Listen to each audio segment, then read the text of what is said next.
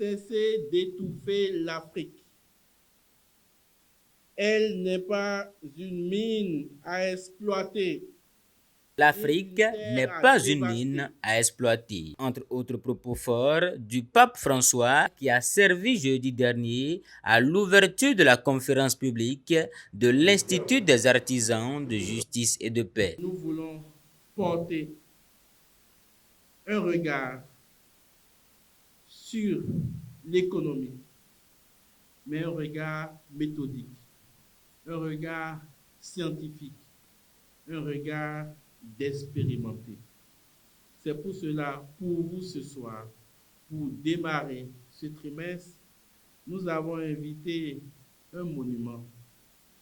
L'économie mondiale et les défis de la coopération internationale dans les pays africains, tel est le thème de ce rendez-vous intellectuel de haut niveau.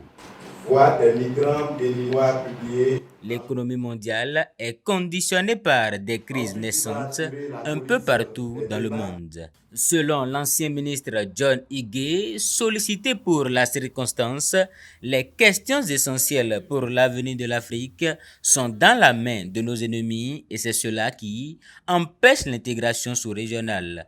Les autres s'organisent. Nous, on subit. On subit. C'est ça la situation qu'il faut retenir de ce qui se passe actuellement dans le monde.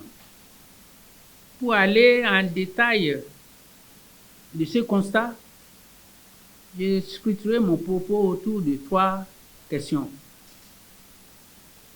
L'analyse actuelle de l'économie mondiale, l'état de la coopération internationale et les défis du futur pour les États africains. En ce qui concerne la situation actuelle de l'économie mondiale, elle est fortement corrélée par les incertitudes qui caractérisent actuellement le monde. Moment de partage d'expériences et de débats constructifs, c'était l'occasion pour l'ancien ministre de semer des paroles d'espérance dans les cœurs des uns et des autres.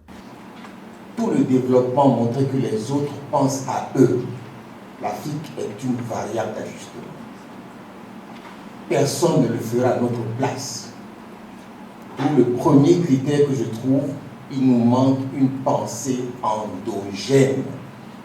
Que les réflexions soient formatées de telle manière que nous ne répétions pas ce qu'on sait déjà depuis 30 ans. 50 ans. Il n'y a rien qu'on ait dit ici, aujourd'hui, qu'on n'ait pas dit il y a 50 ans, dans les conditions de l'époque. Je vais vous donner un cas qui me fait mal aujourd'hui.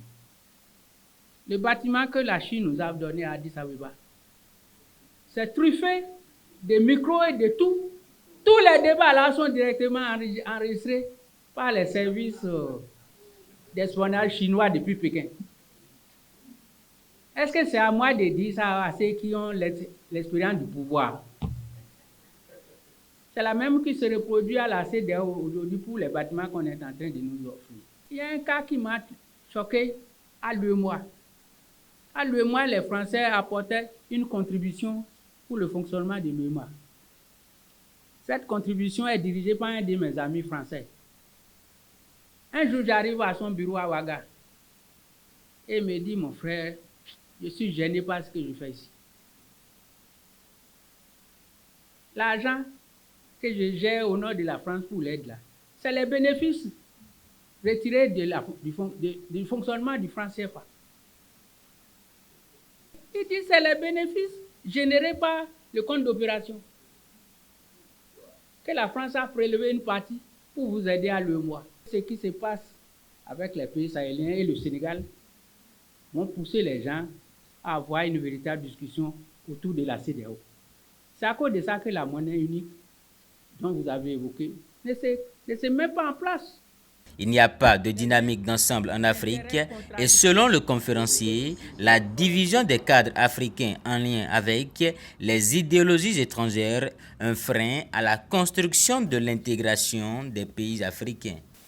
Cette agora intellectuelle n'est pas une agora dirigeante.